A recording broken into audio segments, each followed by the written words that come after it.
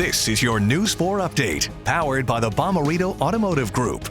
Good morning, everyone. I'm Claire Kellett. Here are some of the stories now making headlines. Breaking overnight, city police are busy piecing together what led to a triple shooting in North St. Louis.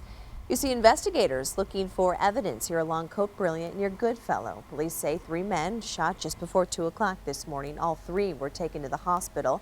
Police telling us they are getting different stories at this point about exactly what happened. New restrictions now in place for those who live in Illinois. Here's what changed overnight. Retail stores, gyms, and salons must lower their capacity to 25%. There will be no indoor classes at gyms. Grocery stores will be excluded. They can operate at 50% capacity. One owner tells us this new round of restrictions hit just before one of her busiest weekends of the year.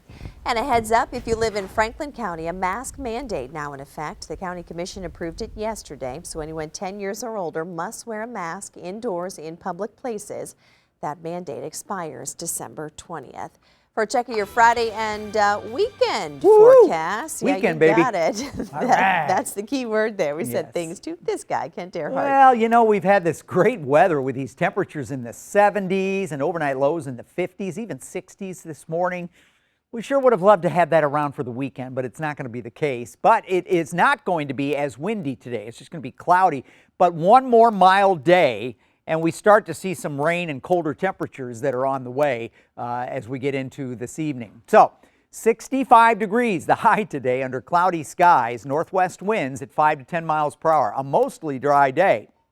And as you can see, some breaks in the clouds, especially over the northern part of the viewing area. But later this afternoon, an indication that we might start to see a couple of drops of rain here and there setting up into the evening hours, mainly over the southern half of the viewing area. Certainly includes the metro area, and that includes overnight as well. So here we are, 6 o'clock Saturday morning with hit and miss rain, southern half of the viewing area, and most of the day that appears to be the case. That ramps up a little bit, but it's kind of focused on the southern half of the viewing area until we get into later in the afternoon as it just pushes northward and continues that trend into the overnight hours. And we've been talking about this all week, that's when we expect the most widespread and the heaviest rain is overnight Saturday night into very early on Sunday morning. Now the measurable rainfall moves out, but we're still cloudy and damp, maybe a little drizzly and misty and cold and raw on Sunday as well. But the measurable rainfall should be over with, and then the skies clear out Sunday night. Still looking at some parts of the viewing area, and this will have to be adjusted,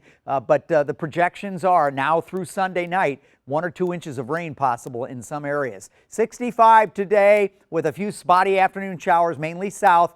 49 tomorrow. Again, the rain mainly during the day in the southern half of the viewing area and then becoming more widespread and heavier overnight. Sunday, slow clearing Sunday night, but just kind of a raw day.